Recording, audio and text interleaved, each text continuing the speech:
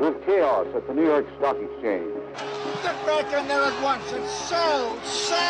We are looking at major records for the Dow. Now is the time to buy. Well, the law of gravity hit Wall Street today. We're down by between 3 and 4.5%. The stock market is now down 21%. Because we're now down 43%. What in the world is happening on Wall Street? You gonna do something or just stand there and bleed? The whole town's gone crazy. Hello and welcome to this week's edition of the Big Money Report. I'm your host, David Booth, President and Financial Advisor at BIG Investment Services. That's BIG, Booth Investment Group. We're a full-service financial advisory based out of Dover, Delaware, serving clients all across America. And you can read all about us at abigplan.com. That's www.abigplan.com. I like to put this show together once a week just to give you a recap of the week behind and a peek at the week and weeks to come. Trying to keep you up to speed with you and your money. And we're glad you're with us today. It's Friday, March 28th, 2025. Look, folks, it was an ugly week on Wall Street this week. I did not like the price action that we saw. So let's just jump into the numbers and we'll talk more about it. Dow Jones down 0.9% this week, almost down 1%. S&P 500 down 1.5% this week. The NASDAQ Composite down 2.5%. And the Russell Small Cap Index down 1.6% on the week. Volatility Index, as you might expect, jumped a bit higher this week, up 12.2%, up 15% today, just on Friday. Friday was an ugly day, just a really ugly day here on Friday. Volatility Index still not up as high as it could be. It's up 21.6. I actually thought it had been higher today than it was, but nonetheless, it did spike. And long-term bonds, did they help us out this week? No, not really. They were down 0.5% also, down 0.6% on the week. So not providing a whole lot of cushion there, not a lot of buffer, not the kind of buffer you'd like to see on a week as ugly as this one. So looking at the sectors, I'm not going to go through them all for you. I want to just kind of narrow it down to say this. The defensive areas are the ones that are doing the best, right? And you look year to date, right now, the S&P 500 is down 5.1% on the year. Utilities are up 3% on the year. Staples are up 2.2. Energy's up 7.9. Healthcare's up 5. Energy, sometimes defensive, sometimes not. But the other one's always defensive. And this is a very classic look here. And I don't like it, okay? It's a look that you tend to see before a bigger bear market.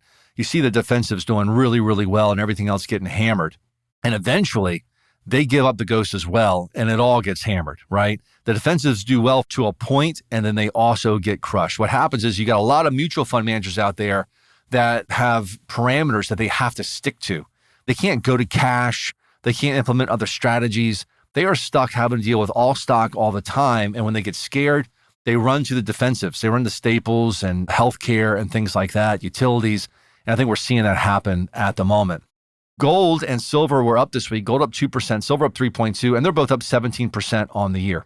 All right, so what's moving markets? Well, the market started the week off great. I mentioned last week, everything looked poised for a bounce, maybe a bounce into month end. Well, it certainly did start off that way. The market ripped higher on Monday and stayed up there for a couple of days, got above its 200-day moving average. That's a really important key level. The 200-day moving average, the market did get up and above that for a couple of days, but then it failed miserably. And you don't like to see that. Not a miserable failure. And it was a miserable failure. The market rolled over hard and finished well off the 200-day moving average by the end of the week. What caused it? Tariffs. President Trump on Wednesday announced 25% tariffs on automobiles being made outside the country, being imported into the United States.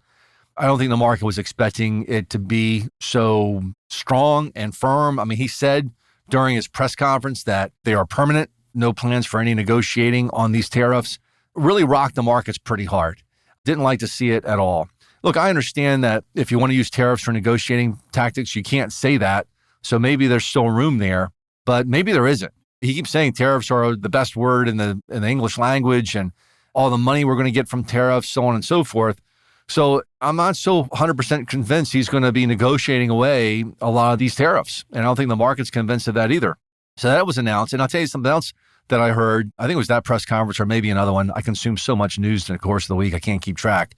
But he was asked by a reporter about the stock market. Because remember, the first time Trump was in office, he talked a lot about the stock market. President Trump looked at that as a measure of how well he was doing. The market was up. He felt things were good. And if it was down, he felt the market didn't like what he was doing.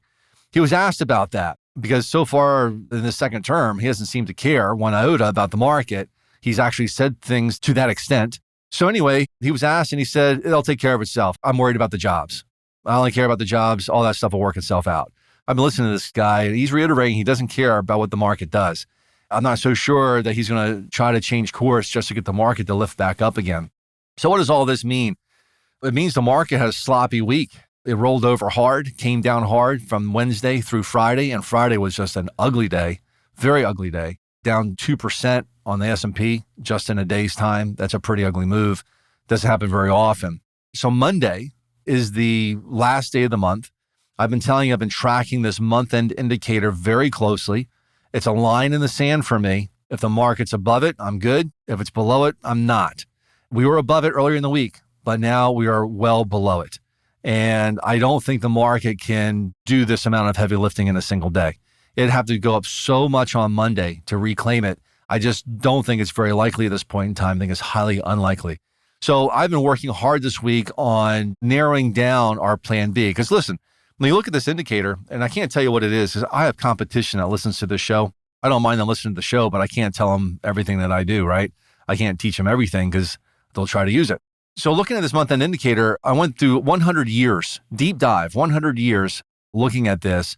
There's only been 3 times over 100 years where it was just a blip, where it just barely broke it and came right back above it again. That was 1926, 1943, and 1994. Although 94, it stayed ugly all year long. Nothing good happened after it, but nothing bad happened after it either. It just stayed ugly all year. The other 2 years, it did bounce up pretty strongly afterwards. There was a pretty good delayed reaction, 1965, 1971, where it broke this indicator and it took more time before the ugliness to really happen.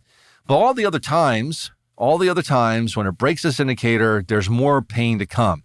Now, sometimes this pain comes very quickly, like 2020, right? The market broke that indicator at the close of February in 2020, and I raised cash up immediately, tons of cash.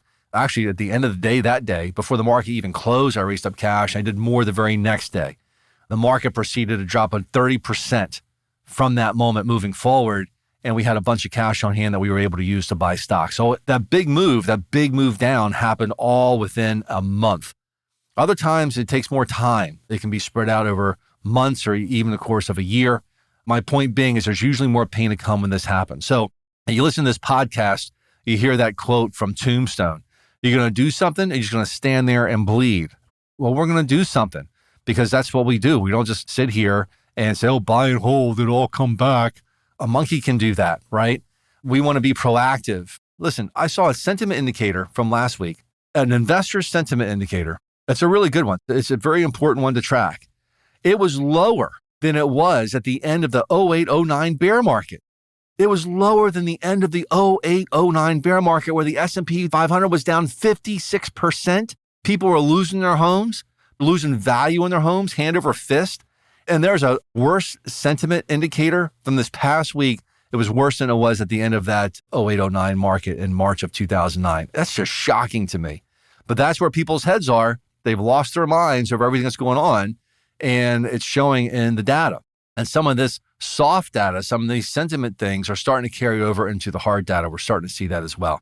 So we want to be proactive and be smart about all of this, and we can. The beautiful thing is we're in a position where we can make adjustments. Look, we're up on the year. Our largest models, our most popular models, common models that most of our clients have are up, and they're up nicely on the year. So even with the market down 5%, we're doing quite well. Only a couple models are down, and they're not down that much.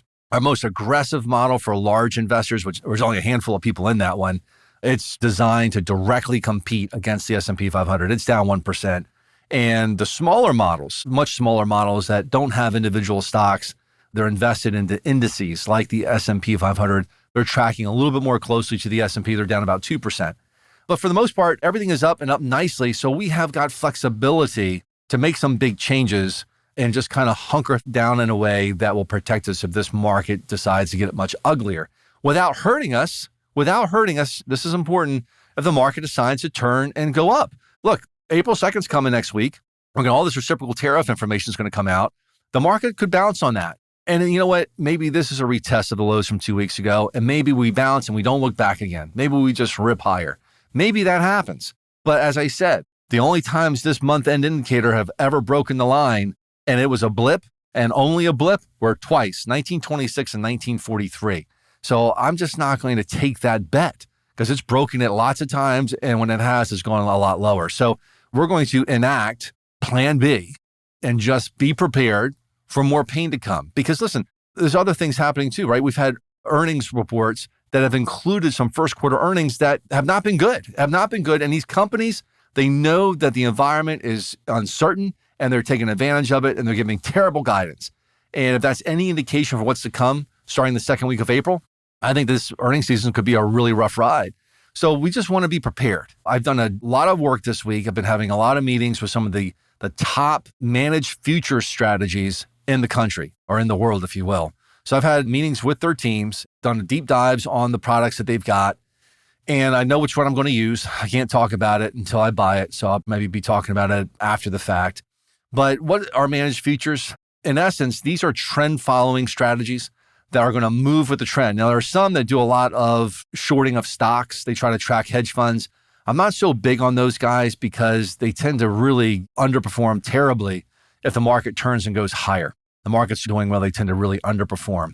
I like something that's going to be uncorrelated with the market, but not because it's trying to bet against it all the time, because it's completely not invested in the market, right? It's got nothing to do with the market. So I'm looking at strategies that are going to be focused on metals, gold, silver, things like that, other commodities, oil, cocoa, coffee, all these types of things, currencies, and treasuries, right? Things along these lines. So this gives us a really good diversifier in the portfolio. So if the market really starts to get ugly and really starts to turn harder and go much lower, if we do start to form here a bear market or even slip into recession and things of this nature, this should be a really good diversifier in the portfolio. If you look at the historical data on these things, it's just a great way to hedge in bad times. And if we can use the right one, which is why I've been working so hard this week to determine, if we can use the right one, then even if the worst does not develop and the market does turn and go higher, this can still do just fine. Okay, the one I'm looking at had a great return last year when the market was up a lot as well, and it had nothing to do with the stock market. It was not invested anywhere near the market, had nothing to do with it whatsoever, yet it performed very, very well. I had a great meeting with the management team today, and I think that's what we're going to be implementing here moving forward into next week. So the market doesn't look like it's going to do what I needed it to do. It was poised to do it. It started to do it, and then it got smacked down and smacked down hard. So we, at this point in time, want to put things in place to just be prepared for whatever may come our way moving forward. And that's what we'll be doing a hard look at the portfolios, going to be selling some stuff, if not Monday, maybe Tuesday, raise up that cash and looking to put something into this managed future strategy to give us some extra protection moving forward. So that is the game plan, right? We're not going to stand around and just get punched in the face, okay? We are going to be proactive to work our way through it. But I like the work that we've done to make sure that we've got the diversity. We want lack of correlation to the market. Remember I mentioned earlier, when the market really decides to slip into a bear market, everything goes down. Even the last ones to break, they break. Well, if we got something that's completely non-correlated, then that can be a really good buffer for us in the midst of something along those lines. I still think that maybe this isn't it. The market's going to hang in there, but I'm not going to insist that my thinking is correct and that the market is wrong. Sometimes these things become self-fulfilling prophecies, and we just want to be on guard for that, okay? So I'm going to wrap up. But between now and next we meet, as you're thinking about your future, long-term goals, all the things you want to do with you and your money, maybe just retire a little early. You can still do that. Hey, we're still doing just fine. You can still retire early. Maybe just retire, period. And you can do that too.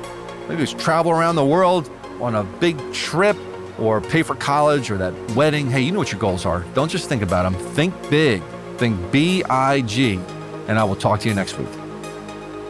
Thank you for listening to this week's edition of the Big Money Report with your host, David Booth, President and Financial Advisor at BIG Investment Services. For more information on BIG and how you can access their planning and investment management services, visit them at abigplan.com. That's abigplan.com. or call them toll-free at 866-946-PLAN. That's 866-946-7526.